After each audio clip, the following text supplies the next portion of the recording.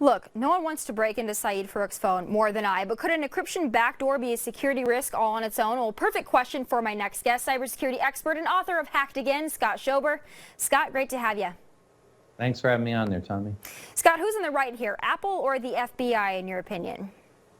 Well, I have to say, Apple, in this case, I think, has a much stronger case. They have been complying with the FBI. They've done, I believe, all they can up to a point. Now, what the FBI is asking to do is something that is really dangerous for security, number one, opening this back door for encryption, what it could lead to. And obviously, they have a vested interest in business and their customers to keep them secure and safe. Do you think it's a vested interest in the security of customers, or do you think it's a PR stunt?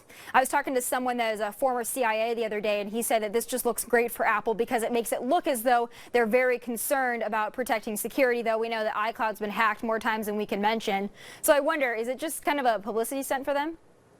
I don't think it is. I think that would be an extremely risky move. They've got a huge following. Look, there's close to 1 billion iPhones on this planet, and people buy an iPhone because they're buying into the brand, the loyalty, the technology, but also implied security there. They believe their information is safe.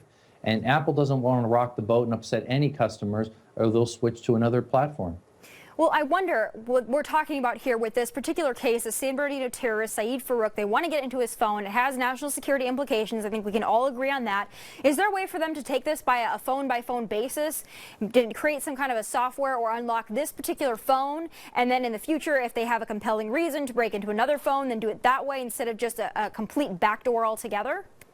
You know, that's a great thought. I thought about that, but I think the way that we look at the past, the way that the government works in conjunction with technology companies, again, it's not about this one phone. Even the FBI director, when he was being interviewed yesterday with the committee, they asked him point blank, will this be used? Would this software be used for more than just this phone? And he answered, yes, we would have intent to use it for other phones. So clearly the FBI is not looking to just get the data off this single phone.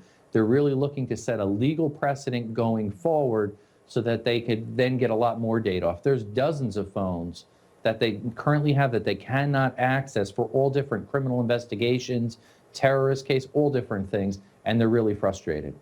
Well, it's a frustrating situation, and it's very hard for those of us that value both privacy and national security. But something that Apple has contended time and time again is that they would have to create some kind of a code or a software in order to do this, something that they don't yet have. Is that believable? Could they really not do it without creating something new? Yes, that is credible, and I do believe that is 100% true. I don't believe it's in their possession now.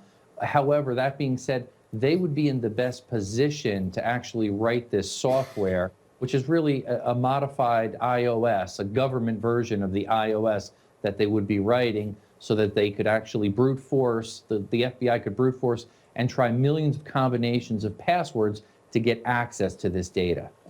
Is iOS encryption, is that kind of a gift from God to criminals and terrorists, though?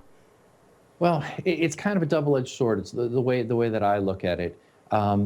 It is important because we all want to keep our information private. But think about this. There are smart bad guys, bad actors, as they say, terrorists and others. They're already using encrypted communications. The vast majority of bad guys are not. They're not smart enough for it. The FBI is very effective at spying and breaking down, hacking into bad guys' phones that are not encrypted, not protected. But it's the really hard guys. That's where they need the help of technology companies such as Apple and Google and Microsoft and others. They don't have enough expertise to do it themselves. So it's a really tough choice there between encryption versus privacy. Well, Scott, I sit back and I wonder, okay, they can't get into Saeed Farook's phone because apparently it's encrypted beyond the ability for them to unlock. However, I have almost on a daily basis people trying to break into my iCloud and change my password, and they seem to be sometimes relatively successful. I have to continually change my passwords. So I sit there and as an average American, I'm wondering, the FBI can't get into this phone, yet idiots online are almost successfully breaking into my iCloud. Where's the disconnect there? Well, a lot of these idiots, unfortunately, are hackers that have nothing to lose, and they have all the things to gain about our private information, selling our information. Hackers are making a lot of money stealing people's identity, getting into phones, getting files, posting pictures and selling them. They'll do anything for a fast dollar, and they don't care about the consequences because it's so difficult to track them down and catch them. So they just don't care.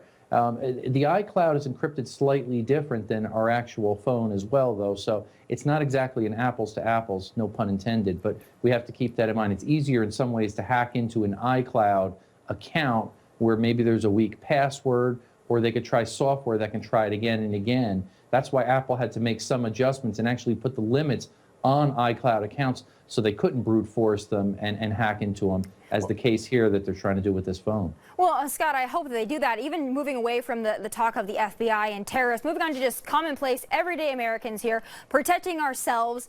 I see them having such Apple saying they want to protect us over and over again, but yet it's very interesting for me because I might Google something I want to buy, and then all of a sudden it's on my Facebook page, it's on my Google search, it ends up everywhere. They're seeing me, they know what I'm doing, they're looking at my cookies. Is there a way for us to prevent that from happening, for those of us that just are a little bit uncomfortable with that amount of insecurity? There are a few things, but it makes it hard to shop. It makes it hard to surf the internet. So you have to find that balance there. When you even putting information out, you mentioned the iCloud.